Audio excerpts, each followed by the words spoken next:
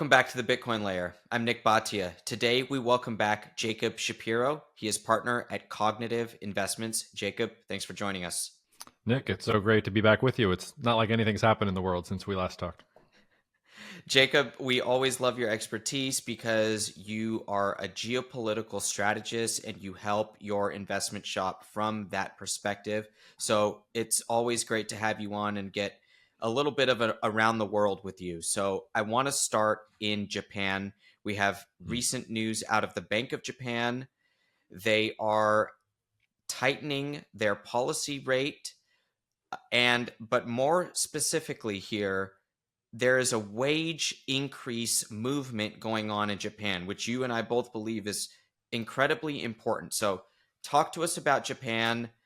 What did they do last week at the Bank of Japan? What is your outlook? What's going on the wage front? And give us your thoughts there, please. Yeah, Japan is fascinating, and it's a great example of where it's really hard to get the geopolitics and the markets to line up. And I say that because geopolitically, Japan makes no sense. They have none of the things on paper that you would want for a great geopolitical power. They are dependent on everything. They have to import everything for a modern industrial economy. And if geopolitics was deterministic, you would look at Japan and say, there is no chance that this country will, let alone become a powerful world level country. And Japan has always blown right through that. It has an incredible intangible quality of political and social discipline that very few other countries in the world can match. And in some ways, Japan's technical geopolitical weaknesses drive it towards strength. So when Japan identifies a weakness and they decide that they have to do something from a policy perspective to correct it, they do it 150%.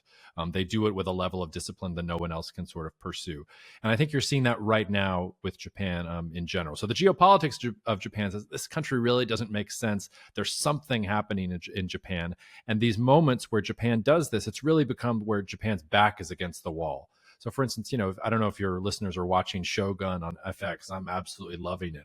But if you go back to like 600s Japan, this is not any kind of place that's going to be a global power. It's a feudal medieval backwater. But then their backs are against the wall. The West is surrounding them. The sharks are circling. And suddenly, boom, Meiji Restoration. And within 30 or 40 years, they're trying to build that if a few planes had gone in different directions or if a few strategic decisions had gone differently in Europe, maybe Japan rules all of the Pacific. I mean, they were that close to conquering the Pacific themselves. So I think we're at one of these points where Japan's back is against the wall. Its demographics are terrible. The places where it normally imports energy from, there's more competition. China is a rising giant next door to it. And I think that's why you're seeing real change inside of Japan. And when Japan changes, like I said, it changes radically and it changes quickly.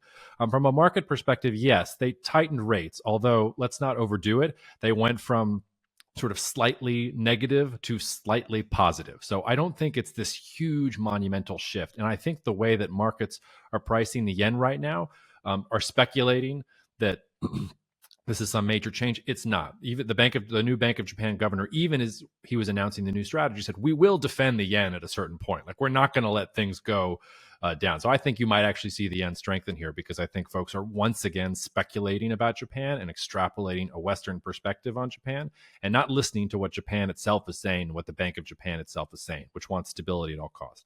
Now, the second part of what you're saying, I think, is exactly right. So the Japan's biggest wage union secured a 5+% wage hike in the most recent negotiations. That's important. It's above the rate of inflation. And so you're finally getting money into the households of Japan. So maybe they're going to start spending more money. And this is the whole thing. Japan has been in this terrible cycle since the late 1980s of, they had the big bust and growth was just anemic.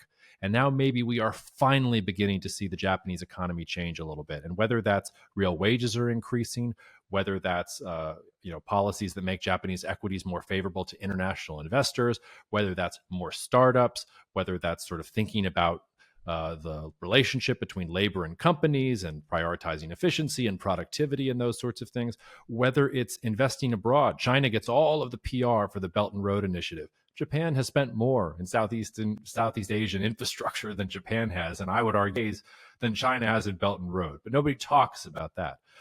You can see it a little bit in markets are sort of euphoric about Japan. Like we've reached an all-time high in the Nikkei last week. Finally, Japan has recovered since 1989. So if you're a bag holder from the late 1980s, congratulations, you are finally made whole after a 30-year or whatever long time horizon it is. And I mean, Warren Buffett was running around there last year talking about how Japan is this great opportunity. So it's not like we're alone on this. We've been talking about it for a couple of years, but that's what I would say. I would say that Japan is this strange country where its weaknesses are apparent. On paper, a lot of things shouldn't be going well, but I think that weakness has become so pronounced that you can see these changes happening in Japanese society. And I expect as Japan changes, a lot of these companies and a lot of these sectors that either might have been left for dead or that were built for a globalized world, they're going to change very quickly and surprise me. The Bitcoin Layer is sponsored by River. Make sure to check out river.com today or the link below in the description. River is our preferred place to purchase Bitcoin. Now, when you're buying Bitcoin, guys, there are several considerations. Number one, should I be using an exchange? Is the exchange custodying their own Bitcoin? Is the exchange using platforms to custody that we don't know? Is the exchange leveraging its Bitcoin for other purposes? Well, with River, we know that River does not use leverage of any kind.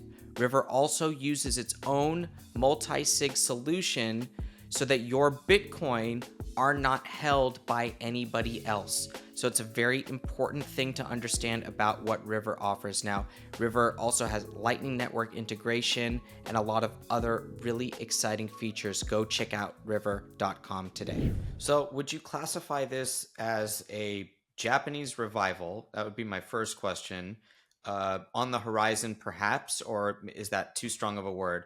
And then maybe you can just include the addressing the demographic problem directly. How do they get out of having a population that's aging like this? And then from an immigration standpoint, I know this is a long shot, but is there any potential change down down the line from a Japanese allowing immigration into the country and letting that maybe potentially change the culture of this more inward looking country? Yeah, let's go back to front there. So on immigration, they are trying to attract more either migrants or even international business workers who can do remote working in Japan. It's still very, very small numbers, but you can see that government is trying to do that. That's going to be very, very difficult because there are linguistic barriers, there are cultural barriers. States, immigration has become a very hot topic in the election. The ironic thing is that the ability to attract and assimilate immigrants is, I would argue, one of the United States' superpowers. There are very few other countries in the world that have ever done that, and Japan is certainly not one of them. So maybe around the edges, they'll be able to do some of that. They've certainly been encouraging that in particular industries, but I don't think that's going to be the answer for Japan in general. In terms of its demographic situation, look, I for a long time have sort of called out people who try and take a crystal ball of, okay, demographics says this today, I will therefore predict what's going to happen in 10 years. Demographics is incredibly hard to predict. You're basically predicting 10 years from now how many babies people are going to want to have. It's impossible. Now, demographics are a wonderful snapshot of a current time period. So if I'm trying to understand what's going on in a country right now, demographics really does help me. And it tells you that Japan has serious challenges. But I really warn people off from extrapolating too much from demographics. It's one of the things that puts me in opposition to whether you're a Peter Zeihan, whether you're even a fourth turning type person. Like, I think that demographics are wielded way too heavy-handed. I use it as a snapshot, not as a future indicator. Now, that said, again, remember, Japan is a country that turns weaknesses into strengths. They have done it over and over and over again. So if the weakness is a shrinking population, what will Japan turn that into a strength for? Maybe it will be in carving out free trade zones or things like that in countries in Southeast Asia that they have tight relationships with. Maybe Japan, not the United States, not the UK. Maybe Japan will be the country that will be at the front of the line with India. Japan's been thinking about a relationship with India going back to World War II. They have some sort of strategic foresight and insight there in being the first in line. Maybe Japan will be front of line when it comes to robotics or certain levels of automation for things like elder care or things like that. Maybe they're going to organize their society and policies around protecting their older population better than anybody else. Also, keep in mind, just because a population is shrinking, if you can still keep going faster than the population is shrinking itself, Well, arguably, you could have a situation where maybe more is being shared among a smaller share of the population. And Japan's greatest burden has been it has to import so many things from abroad. So maybe it's sort of maybe there's a silver lining to the dark clouds. So I don't doubt that there are going to be challenges with Japan's demographic shrinking, but Japan's been first. They've been shrinking for years. This is something that Europe, even China, are just starting to experience. So I think that they will probably try and turn that weakness into a strength. I can't figure out exactly what way they will do it. I just know they've done it before. And there's, I just gave you some imaginings of what that might look like. And then last but not least, in terms of a Japanese revival, I mean, this is semantics. I certainly think that Japan is going to be relevant in the next 30 years in a way that it wasn't relevant for the past 30 years. So for the past 30 years, Japan was a key cog in the US-led liberal international order, whatever sort of euphemism you want to use for that. And Japan's economy was really tied to the hip to the United States. Ironic, considering if you go back to the late 1980s, people were worried that Japan was going to take over the world. It wasn't China fear then, it was Japan fear. But actually what happened to Japan was it just became a key cog of the United States from an economic point of view, from a trading point of view, from a security point of view. And that's not going to be the Japan of the next 30 years. I think Japan is thinking of a world in which maybe that relationship with the United States is not as secure, and its relationship with China is going to be much more fraught. And China's not going to do whatever Japan says just because there's economic opportunity or because everybody wants to go join hands at the WTO and sing Kumbaya.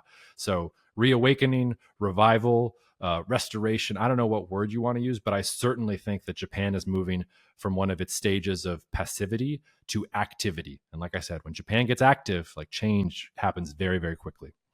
It's very interesting, and it reminds me about the Trilateral Commission all those years ago, and Japan being this, again, a member of a trilateral global power. And what you're suggesting, Jacob, is that the next era, the next few decades of Japan might look a lot less than just being associated with the West and more independent and ready to own its own future, whatever that may hold. And it's impossible to know exactly what's going to happen there. We might have, we'll see what the viewers and the listeners say if we want to have you back on to do a full takedown of Zihan, as well as a full not necessarily takedown, but a critique of the Neil Howe the generational fourth turning, yeah, and how you specifically disagree with some of those theses. It's something you and I have talked about offline, but we'll see if people want to get into that a little bit more as we go. What I want to ask you about, the last thing about Japan here, is you mentioned that the yen could potentially go stronger here as investors might be offside.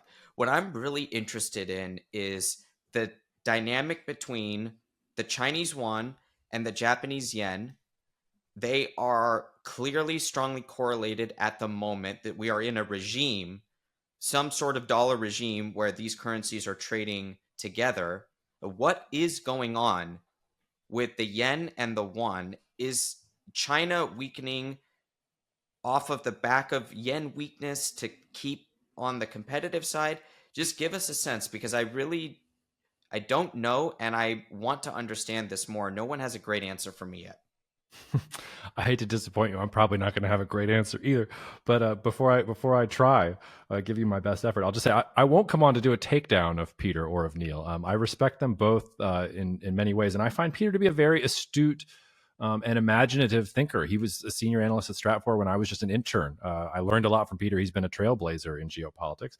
I would just say that Peter does a great job of imagining worst case scenarios. I think sometimes he makes the mistake of ascribing worst case scenarios as the most probable scenario. So I actually look to Peter's analysis all the time to make sure that I'm imagining everything that could go wrong. But we can get into that deeper some other time. And then, sticking with Japan, I mean, you mentioned trilateral. I mean, Japan, and this was Shinzo Abe when he was still alive, may he rest in peace. He was assassinated. I guess that was last year. Time and space are confusing these days.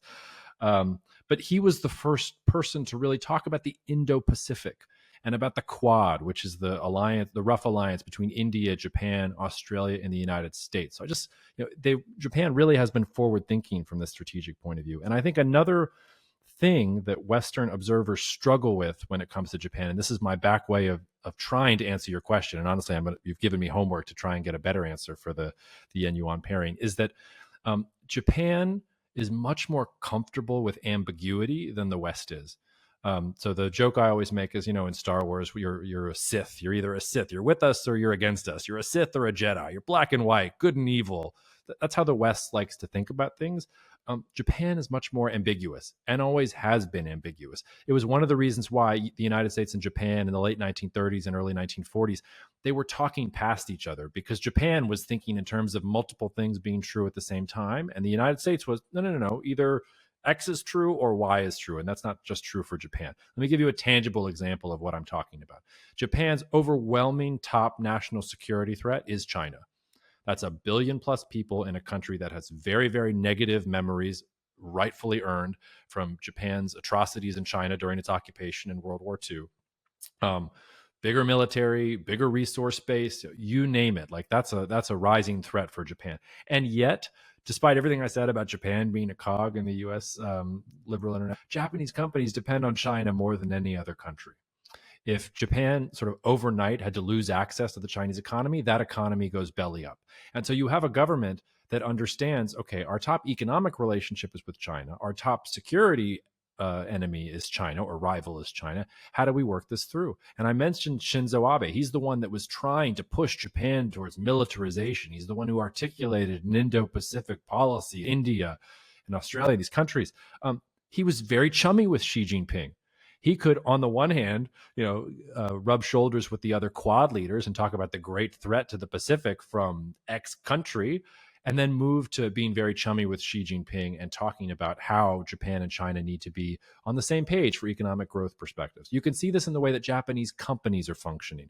So the United States is trying to bar U.S. companies from sharing technology or investing more in supply chains in China. That's not what Japan is doing. And Japan is reacting negatively to the United States trying to put those sorts of restrictions on Japanese companies. Japan is saying, we want our cake and we want to eat it too. We're going to build multiple supply chains. We're going to have a China-only supply chain, and then we're going to have an everywhere else supply chain. And if we need an India-only supply chain, maybe we'll do that too. So I think that yen-yuan tie reflects the fact that the Japanese and Chinese economies, and maybe this won't be true in the future, maybe decoupling and deglobalization and all these things will accelerate a divergence in these two economies. But for 30, 40 years, the Japanese and Chinese economies have been in a very symbiotic relationship. And what Japan did to the West in the 70s and 80s, China did to Japan in the 90s and early 2000s. And that reality is not shifted itself yet. So I would not be overly surprised to see such an alignment between a Chinese and a Japanese currency, just because they are both exposed to the same sorts of things, the same sorts of supply chains, have the same sorts of interest, even though they have these geopolitical and defense and strategic issues sort of at risk between them. Now let's shift gears to China. We have great weakness in the Chinese stock market over the last several months. Couple that with a weak economy and the Chinese government looking to help out with individual measures, but not necessarily coming with that bazooka, that proverbial massive fiscal stimulus bazooka that we have been used to seeing from China over the last 15 years. So Jacob, give us a breakdown. What is going on with the Chinese economy? Perhaps what's going on with Xi Jinping's leadership, and what is your outlook on China right now? Yeah, I mean, we could do a whole 3 hours on this.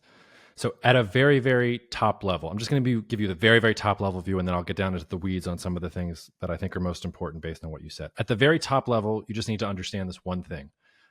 China is a very, in terms of wealth, an unequal country. It's funny because it's supposed to be a communist country. It's a very unequal country. It was really a state capitalist sort of system.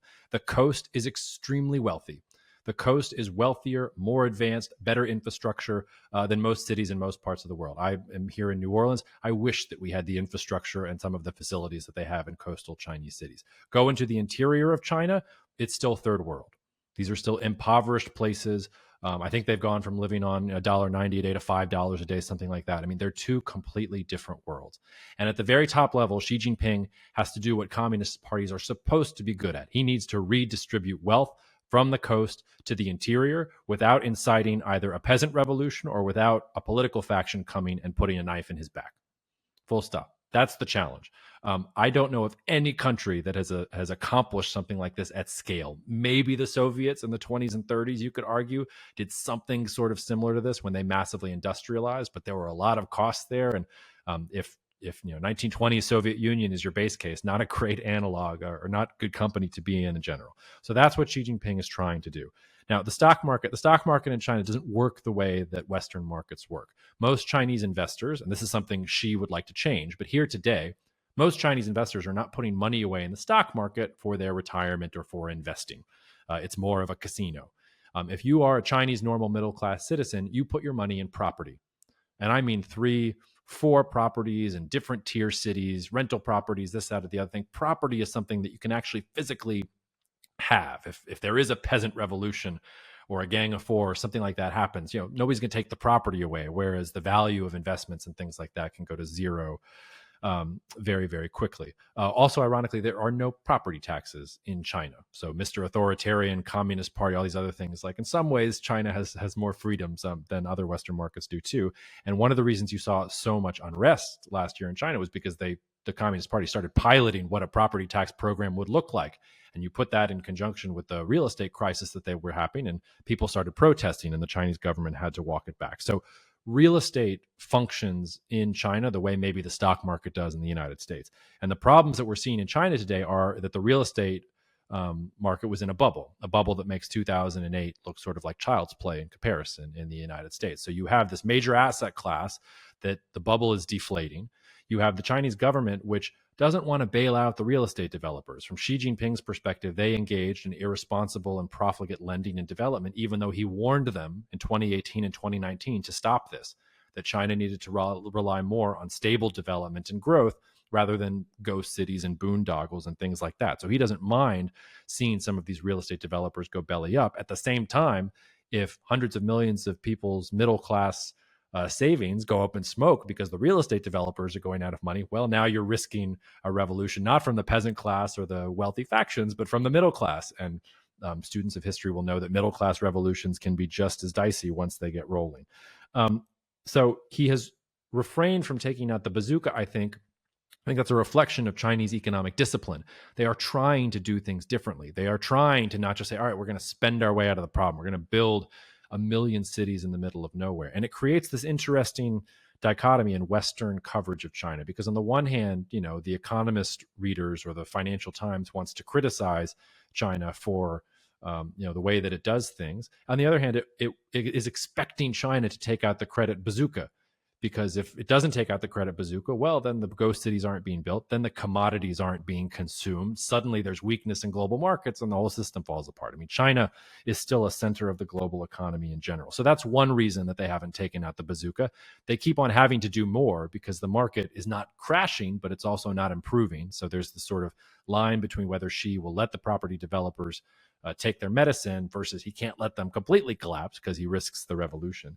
And then last but not least, and this was a point that Matt Gerken made on my own podcast, so I won't claim it for myself. He's a very, very astute observer of the Chinese economy.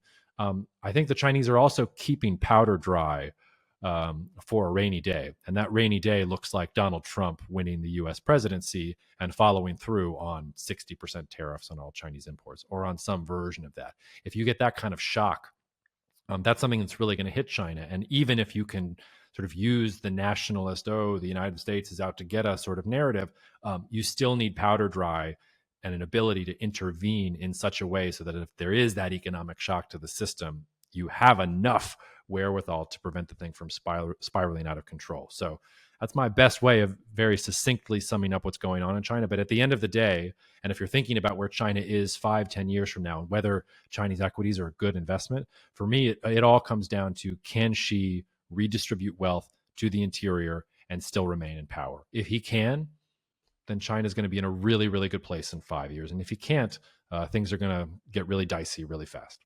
I want to stay with China, but let's just talk about Donald Trump real quickly.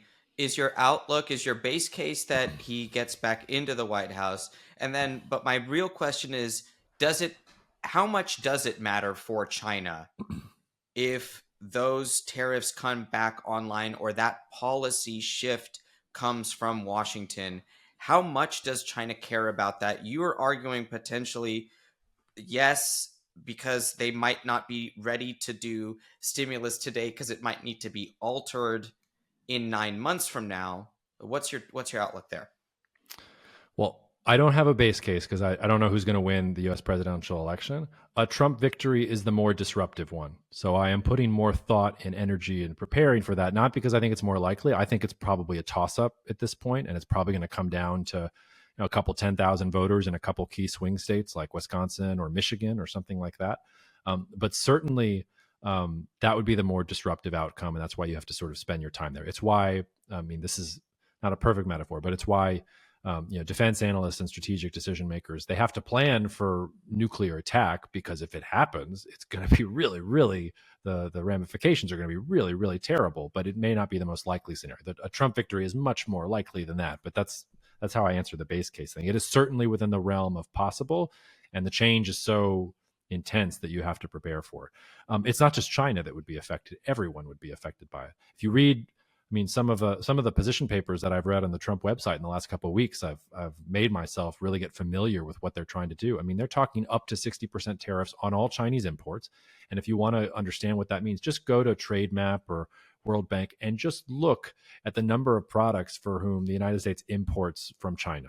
And don't tell me that, but trade has gone down between the United States and China in the last couple of years. Look at where Mexican imports from China have gone during that time period, and then look at the Mexican-US trade. Like, they're all coming in. Like, it's still, these economies have not decoupled at all.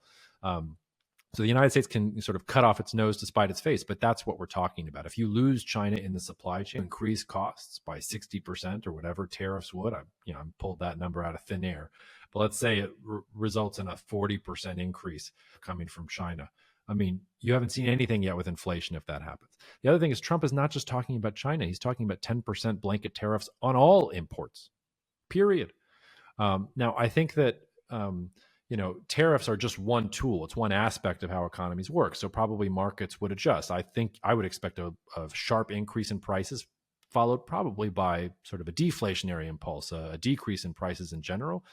But if you go back to previous moments of when the United States installed tariffs like this, whether it was Smoot-Hawley in the 1920s or the tariff of abominations in the 1820s, it was actually other macro issues that ended up driving economic crisis. The tariffs were sort of a symptom rather than the actual driving cause. So I do think that that's the case, but I wouldn't understate the level of challenge to the current system if Trump comes in and tries to do those things.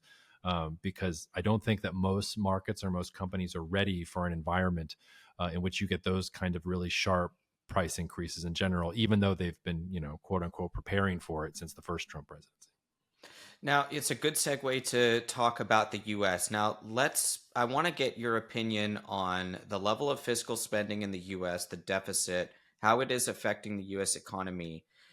Jacob and Rob put out a great weekly newsletter for you guys. I always read it. It's a quick read on the weekend to give you a little around the world and just what these guys are seeing. And you noted that spending intentions are on fire. I love that comment. It well describes what's going on. Stocks are on fire. Nominal GDP is on fire. So talk to us about the US economy. This concept of fiscal dominance is everywhere. Deep deficits causing not only a high level of nominal GDP, but then the interest rates that are responding to the inflation make deficit go even higher as the interest payments go higher, making it a one-way train to inflationary dynamics and high nominal GDP. So give us your take on the US and these spending intentions that are on fire. Yeah, so we have to talk about this without doing doom and gloom, because I don't like doing the doom and gloom sort of deficit scenario. The first thing I would point out is that both US parties, whether they're Republican or Democrat, are guilty of this. So there is no pure white knight of fiscal discipline coming to the rescue.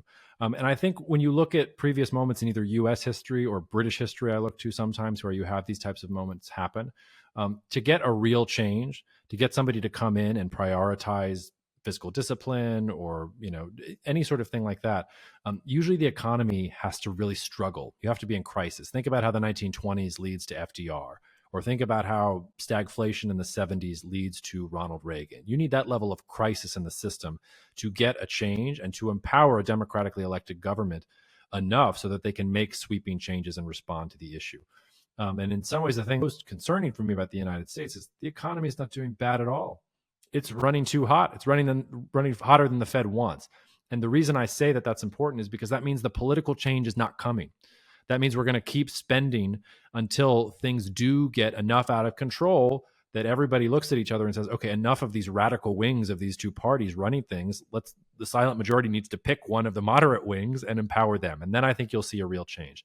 The reason I don't want to go doom and gloom is because, and fiscal conservatives will not like to hear this, and I don't particularly like it myself. I'll show my cards there too, but I think it's true. The United States can afford this for now. The United States is still the wealthiest, most powerful country in the world. Now, I talk about deglobalization, multipolarity all the time. That's a multi-decadal process. Right now, we're at the very early stages of that process, and the United States is still the overwhelmingly richest, most powerful, seen as the most stable actor in the global political system. And as long as that is the case, the United States can spend. It can rob Peter to pay Paul, and it can keep this up for quite a long time. So I'm not worried about any kind of cataclysmic collapse or the loss of dollar status or the loss of U.S. fiscal supremacy in anything approaching the short term. I will say, though, you start to get on this inevitable path where the more you spend, the bigger the deficit goes, the larger the cost to service that debt, the harder it becomes to turn the ship around, the harder reforms become, and the more people doubt that such a thing is even possible in the first place. And it's that type of world where you start thinking about cryptocurrencies or precious metals and things like that. Like that's the world that I think people are envisioning when they make the investment case for those stores of value. So I would say that world is probably far than most, just because I think U.S. resilience and U.S. wealth is still incredibly well ensconced. And I do think there are still off ramps. If there was an economic shock to the system, could you get real change? But there is no denying that if you continue on this, eventually the bug is going to run into the windshield.